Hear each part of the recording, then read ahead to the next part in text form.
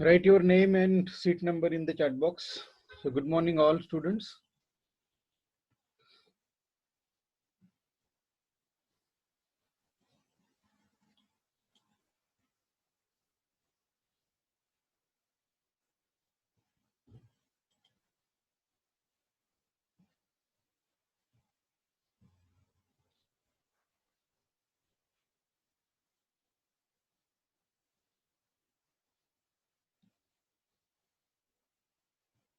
Yesterday, chapter number 2 is completed and we started the chapter this elements of group 16, 17, 18. Actually, this is the extended part of P block. In 11th standard, we already learn about the elements of group 13, 14 and 15. So this is an extended chapter. Previously, this chapter was called as P block elements, but many group number 15 is removed from this, and also many reactions are also reduced this year. So many students are absent yesterday. For these students, again, I will take a quick revision of this chapter.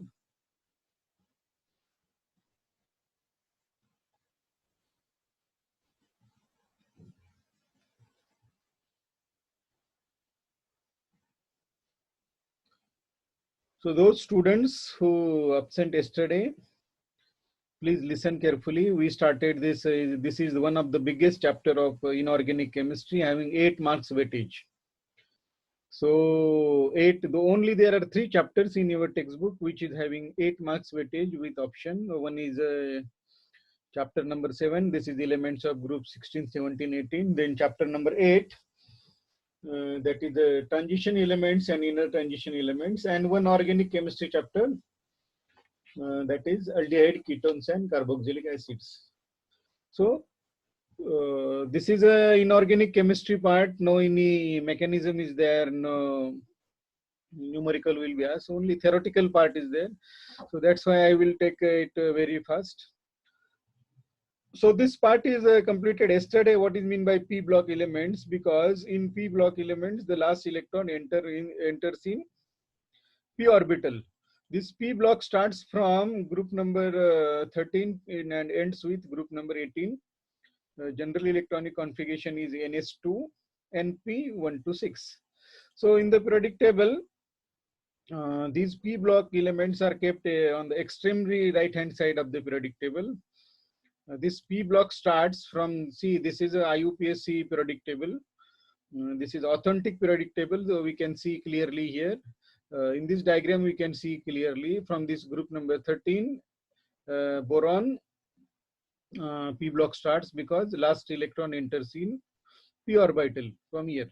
So it ends here, group number 18. So group number 13 is boron family, because boron is the head of the family. So it is called as group number 13 is called as boron family. Group number 14 is called as carbon family because carbon is the head.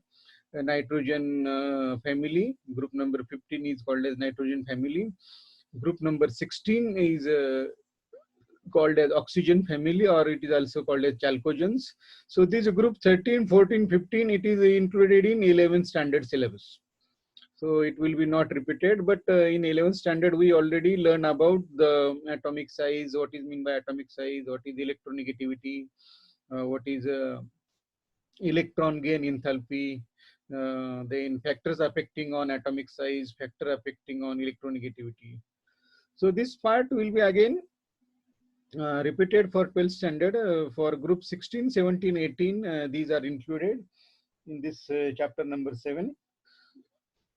So combinedly, we will discuss all the properties. This occurrence is completed yesterday where this oxygen family found.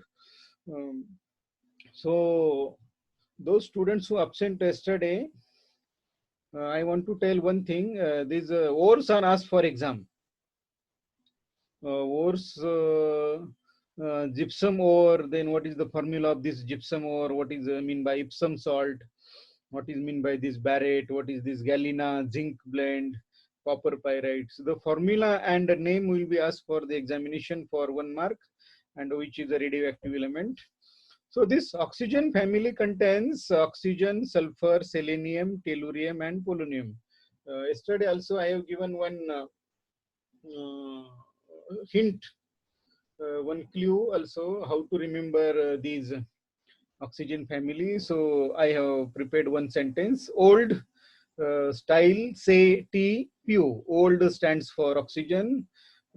Style S stands for sulfur. Say for selenium. T tellurium, and PO for polonium. So by this sentence we can remember the chalcogens family. Chalcogens means these are ore forming elements. And these are the group number 17 elements. So these are called as halogens. Halogen is a Greek word, means these are salt producing. These are used to prepare the salt. So there are also different ores from where the fluorine is occurred from this fluorospar, CaF2, then cryolite. Already yesterday I send you the notes of this chapter. So for the examination purpose, in this occurrence, we have to remember this ores, remember. Fluorospar, what is the formula of this cryolite, then fluoro petite, this carnalite, and this Chile saltpeter is also very important. It is asked for board exam or NEET and CET exam, and JEE also this is asked. This is ore of iodine.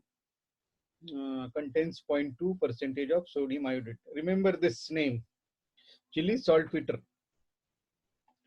Then this electronic configuration part, group number 18. Group number 18, these are called as noble gases: helium, neon, argon, krypton, xenon, radon. These elements constitutes the group 18 elements. Except radon, all the elements occur in the atmosphere. Only the radon is occurred by the this decay. This is a radioactive decay from which this radon is occurred. This is the condensed electronic configuration. You can read at your home because this is very easy. This part is also completed. Again, I'm going to repeat this atomic size, what is happening to the atomic size and ionic size. Always remember from for group 16, 17, and 18, from top to bottom, atomic size always increases. See, for oxygen family, for these halogens, and take any family from the periodic table, group 1, group 2, group 3. As the atomic number increases, what is happening? I will show you the periodic table. See the periodic table here.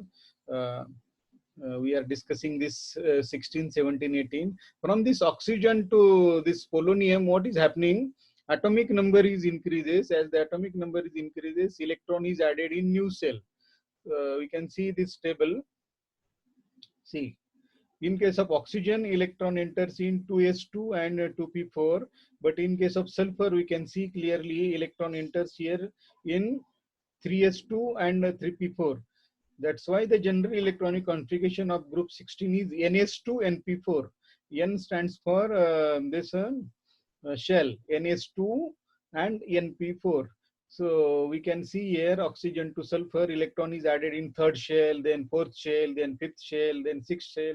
So as we move down the group, atomic size is also increases. As the atomic size increases, electron will move away from the nucleus.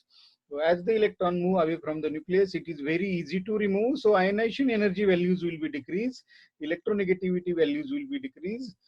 So all these values depends upon the atomic number, remember. Atomic number increases, then all the factors will also affect. So atomic size will be increases from top to bottom. But across the period, what will happen? Across the period, we can see here, across the period, I am coming to this period, oxygen, fluorine, and neon. We can see the electron here, 2p4. The electronic outermost electronic configuration is 2p4. Here is 2p5, and here is 2p6. Means electron is added in the same shell across the period. So what is the effect of this? Effective nuclear charge on the nucleus will increase, and the nucleus will pulls the electron towards itself. So the atomic size decreases across the period, remember.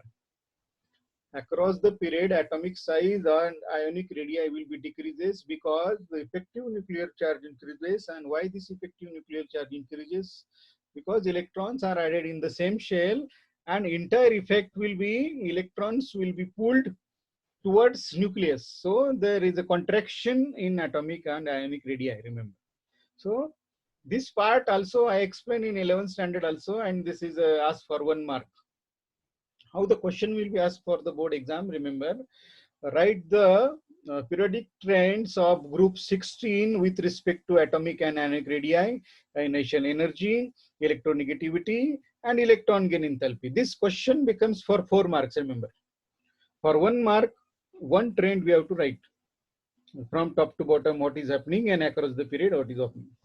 So ionization energy means ionization energy is also called as ionization enthalpy. This is the energy required to remove most loosely bound electron from the outermost shell in the gaseous state. Remember, this is the definition of ionization energy. Actually, ionization energy is nothing but to remove the most loosely bound electron from the isolated gaseous state. So as the atomic size increases, ionization energy will be decreases because electrons are away from the nucleus. Here, in case of oxygen, again I am coming to the periodic table. See, in case of oxygen, the electrons are closer to the nucleus, and in case of polonium, the electrons are away from the nucleus. So in polonium, we can easily remove the electron than this oxygen. So all these values are shown in this table. See, this is the atomic and physical properties of group 16, and these are the atomic and physical properties of group 17 elements. See, I will show, as see here, atomic number increases from top to bottom. Then atomic mass is also increases. Then atomic radius also increases. Ionic radius also increases. See, the ionization energy will be decreases. See, for removing the electron from the oxygen, energy is 1314 kilojoule per mole, means the amount of energy is very high. This is happening because the atomic size is very less and electronegativity is very high.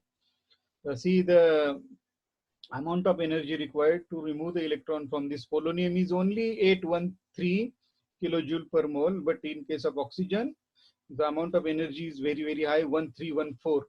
And see, also electronegativity of oxygen is very high. As we move from top to bottom, electronegativity also electronegativity values also decreases. So no any question will be asked on this table. So these tables are actually deleted part. But for understanding purpose, I have taken this table.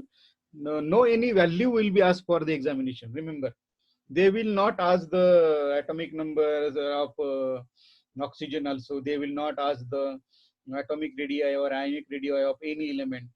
So don't worry about these tables. No any value will be asked, but these trends will be asked for the examination. Atomic radii, what is happening from top to bottom, what is happening for across the period, what is the trend of ionization energy in the group in the period. So this ionization energy is exactly opposite to the atomic and ionic radii, remember. Atomic and ionic radii as increases from top to bottom, so the ionization energy values will be decreases, remember. Across the period, what is happening here? Across the period, atomic and ionic radii decreases.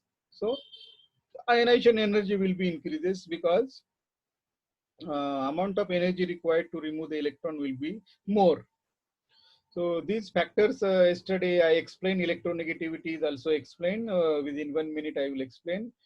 As I have shown in the table, electronegativity of oxygen, electronegativity of fluorine is very high, and it is decreases from top to bottom. Electronegativity is nothing but it is the ability of the atom to attract share pair of electron towards itself. This definition is given in 11th standard textbook.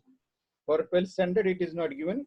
Now, electron gain enthalpy means electron gain enthalpy. This word suggests the meaning of this electron gain enthalpy. Means when electron is gained, the amount of energy released, it is called as electron gain enthalpy. So the electron gain enthalpy values are all the periodic table except group 18. Only the group 18 having the positive electron gain enthalpy values.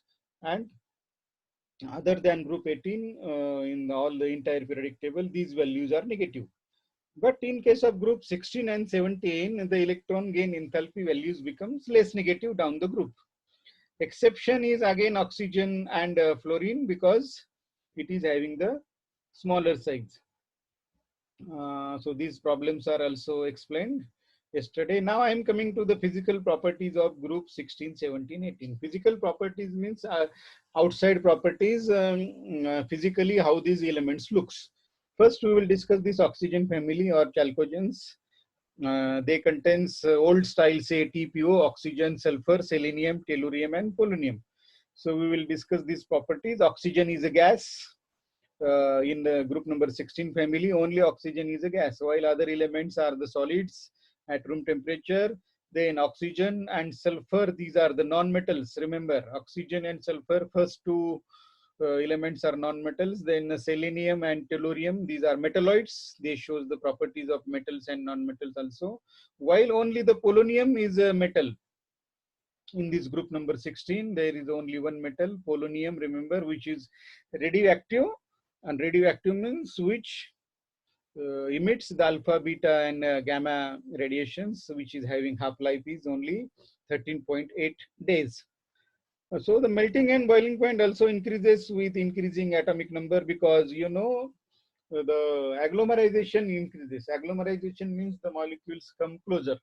If the molecules come closer, this is called as agglomerization, and due to agglomerization, densities also increases. The melting and boiling point is depends upon the intermolecular forces. So as the intermolecular forces increases, the melting and boiling point will be more. Also, one property is shown here. All the elements shows allotropy. So allotropy we will discuss in detail in the next part. Allotropy is given. So what is mean by allotropy? In 11th standard also we learn about the allotropes of carbon. Physical forms are different, but the chemical properties are same. This is called as allotropes. For example, diamond, graphite, these are the allotropes of carbon. So the oxygen allotropes and the halogen allotropes we will discuss in the next part. So the physical properties of group 16 is completed here, and I am coming to the group number 17. It is a halogen family. Halogens are fluorine, chlorine, bromine, iodine. These are the main halogens taken for the study. Astatine is the last halogen, but its chemistry is not very much known. That's why it is neglected. So fluorine, chlorine in this halogen, fluorine, chlorine, these are the gaseous, bromine is a liquid, and iodine is a solid. Also, I am coming to the color of this. Fluorine is a yellow colored gas. Chlorine is a greenish yellow colored gas. Bromine is a red colored liquid. Remember, bromine is liquid and iodine is violet color. Crystals are there. Iodine is in violet color. Fluorine and chlorine, as these are gases, reacts with water. And then bromine and iodine, these only sparingly soluble. These are not completely soluble in water, but they are soluble. Bromine and iodine, these are soluble in organic solvents like chloroform, carbon disulfide, carbon tetrachloride, hydrocarbons, hexane, etc., etc. So remember, fluorine, chlorine reacts with water. They can dissolve in water, but bromine, iodine, these are not completely soluble. These are sparingly soluble. And I am coming to the bond dissociation energy. Bond dissociation energy means the amount of energy required to break this bond, Cl-Cl bond, Br-Br bond, Ff bond, and II bond. So if we compare this bond dissociation energies of the halogens, chlorine, chlorine, this is having very large bond dissociation energy, and this fluorine, fluorine, and iodine, iodine, this requires very less energy. Bond dissociation energy is very less, means these bonds can be easily broken because these are away from the nucleus. Remember, iodine, if we compare the atomic size, they are atomic size is very large. That's why this bond can be easily broken, but this bond cannot be easily broken. The reason I will give you, say the one problem is given here. Bond dissociation energy of F2 is 158.8 kilojoule per mole. It is lower than that of Cl2. Means Cl2 requires more bond dissociation energy. Why this is happening? The reason is given here because this question can be asked for 2 marks. Same question can be asked for 2 marks. So the reason I will give you, fluorine has the smallest atomic size in the group number 70 than the chlorine also. So the lone pairs of each fluorine atoms in F2 molecules are close. See this in this diagram. So this is F2 molecule.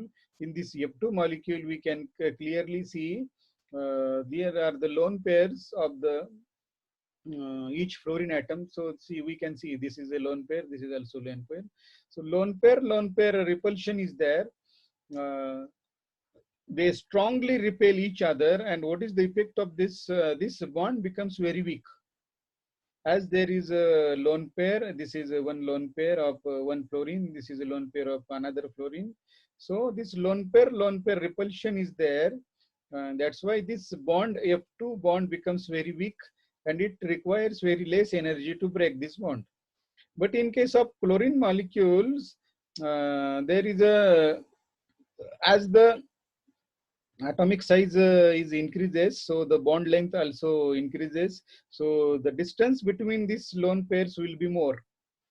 In case of chlorine molecules, larger distance is there, so the repulsion is very less. In case of fluorine, the distance is very less, that's why repulsion is there. But in case of chlorine, these lone pairs are away from each other, so the bond becomes stronger and the amount of energy required will be more.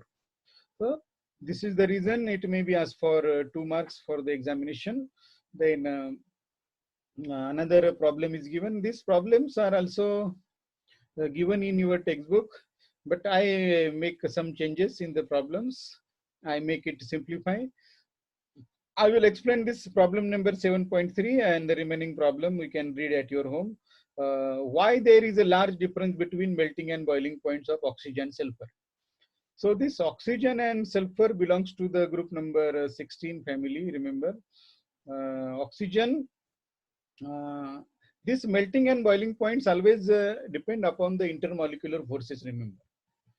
All the melting and boiling points are related to the intermolecular forces. If the intermolecular forces are strong, melting and boiling point will be very high, and the intermolecular forces are weak, the melting and boiling point will be very less. If we compare these two molecules, oxygen and sulfur, oxygen exists as a diatomic molecule, remember. Diatomic means it exists as O2 molecule, whereas the sulfur exists as a polyatomic, means it is having more allotropic forms, S8. Sulfur exists as a polyatomic molecule, S8. So what is happening? The van der Waals forces of attraction between these O2 molecules is weak. O2 molecules is weak because of the smaller size, and in case of the polyatomic molecule, in case of S8, the large van der Waals molecular forces are there. So this is because of the size is large. Oxygen, if we compare the atomic size of oxygen and sulfur, in case of oxygen, the atomic size is very less, so the van der Waals forces will be weak, and in case of S8, the van der Waals forces will be quite large, so the more amount of energy required to break the bonds, and so these factors will be affected. Melting and boiling point will be affected. Oxygen is having the very less melting and boiling point as compared to the sulfur. When I am coming to the noble gases, what are the physical property of noble gases are exceptional for all, because the outermost electronic configuration is completed. These are exist as a monoatomic. These are sparingly soluble in water. Noble gases having very less melting and boiling points. Helium is the element which is having lowest boiling point, 4.2 Kelvin of any known substances in the periodic table. Again, one problem is given, why the noble gas is having very less melting and boiling points. This is related to the forces. So if the question of melting and boiling point is there, it is related to the intermolecular forces. There may be van der Waals force, there may be hydrogen bonding. If the hydrogen bonding is there, the melting and boiling point will be very high. If the van der Waals forces are there, as you know, van der Waals forces are very weak. So very less amount of energy is required to break these bonds. So noble gases already we learned in the in this part we already learned this noble gases are monoatomic and this is having very less. But what is the reason of this melting and boiling point is related to again the interatomic interactions are van der Waals forces, and as these van der Waals forces are very weak, these noble gases can be easily liquefied at a very low temperature, and these having very less melting and boiling points. So the main reason is van der Waals forces. These are very weak interaction. Now I am coming to the anomalous behavior of oxygen. Very important question for 3 marks. Remember, for the board examination, at least 10 to 13 times this question is asked for the examination. Explain the anomalous behavior of oxygen, or why oxygen shows exceptional behavior among the group number 16.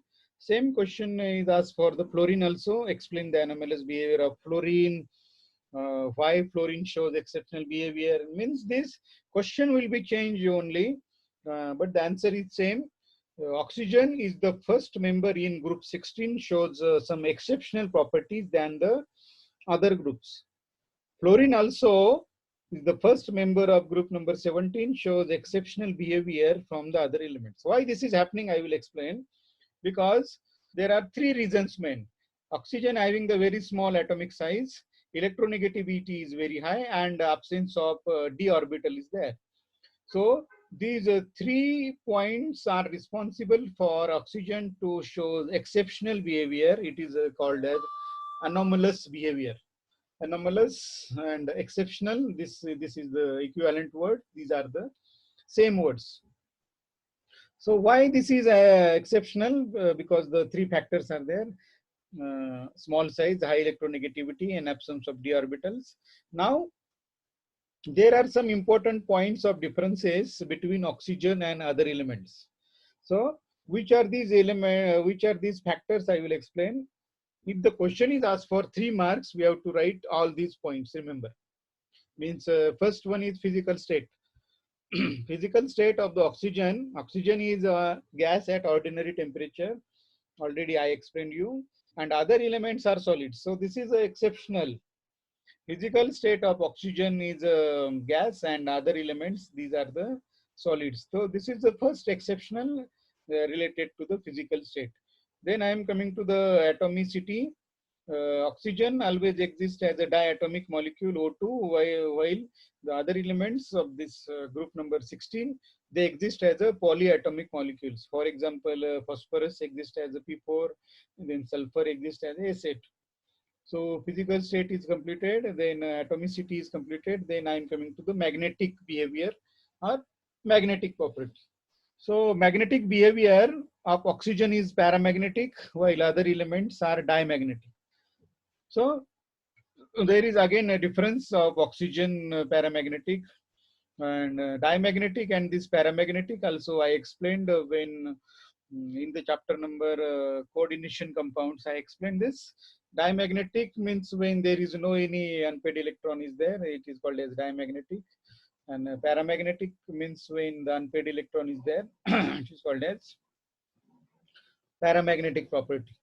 Now I am coming to the oxidation state of oxygen. Oxygen generally shows the -2 oxidation states. -1 oxidation state in case of peroxides, H2O2, NO2O2. We can see here it is shown.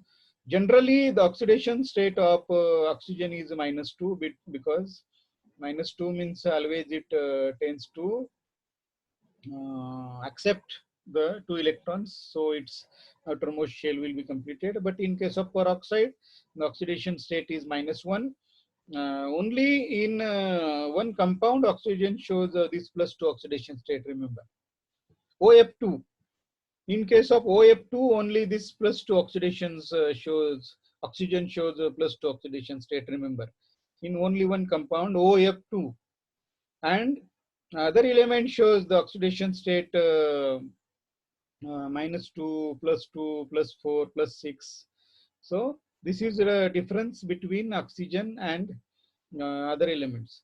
Oxygen cannot show this oxidation state because of absence of d orbitals. Remember, oxygen do not having the d orbital, but the other elements having the d orbital. Sulfur, then selenium, then tellurium, then polonium having the d orbital. So they can expand their octet. Electrons can be shifted in the d orbital by increasing their energy. This is called as excited state. So excited state is not possible in oxygen because there is no available of d orbitals there. Then the nature of hydrides, hydride of oxygen, you know, this is very famous, world famous hydride of oxygen is H2O. It is a liquid at room temperature, but hydrides of other elements are the gaseous. There are other elements means hydrides of sulfur is H2S, then H2Se for the selenium, H2T for the tellurium. These are the hydrides of other elements. These are the gases, but the hydrides of oxygen is only liquid. Then I'm coming to the hydrogen bonding. Oxygen shows hydrogen bonding in its compounds like water. It shows hydrogen bonding because of the electronegativity of the oxygen. Hydrogen bonding, what is the definition of hydrogen bonding? I will explain. Hydrogen bonding means the bonding between hydrogen and most electronegative element in the particular group. So nitrogen shows hydrogen bonding in nitrogen family, oxygen shows hydrogen bonding in oxygen family, and fluorine shows hydrogen bonding in case of group number 17, that is hydrogen halogens family. This is happening because of the electronegativity values are very high. So this hydrogen bonding of this oxygen with water, alcohols, carboxylic acids, but the other elements do not form hydrogen bonds. So remember, this entire question is very, very important for the examination. It is asked for 2 marks or 3 marks. Maximum it is asked for 3 marks. So we have to write all these factors which affects anomalous behavior. Why this anomalous behavior is occurred because of this small size, high electronegativity and absence. If you write these 3 points, you will get half marks. Small atomic size, high electronegativity and absence of d orbital. Only if these 3 points are written, we will get half marks. And these points of differences, we have to write at least for, if the question is asked for 3 marks, then we have to write these 4 points, each point having the half mark for physical state, half mark for atomicity. It will be 1 and it will be 2, and this will be for 1 mark. So for 3 marks question, we can write these 4 differences. Actually, we have to write these 5 differences, write down these 5 because this is half mark and this is half, and another half mark will be there. So 2.5 marks for the differences and half mark for the reason. So we will get easily 3 marks here. So remember, for 3 marks question, we have to write 5 points. Then I'm coming to the anomalous behavior of fluorine. Same anomalous means exceptional behavior in the entire group. So fluorine is the first member in the group number 17 family, that is halogens. Fluorine, chlorine, bromine and iodine, and astatine is there.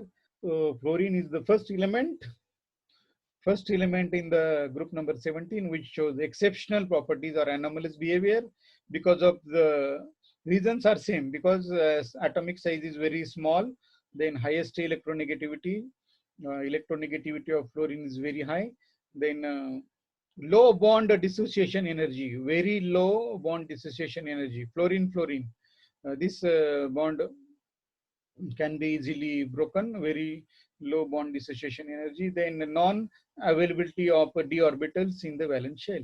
So these 3 factors are same for oxygen and fluorine. Small size is same, electronegativity is same, absence of d orbital is same. Only this point is added, low fluorine bond dissociation energy.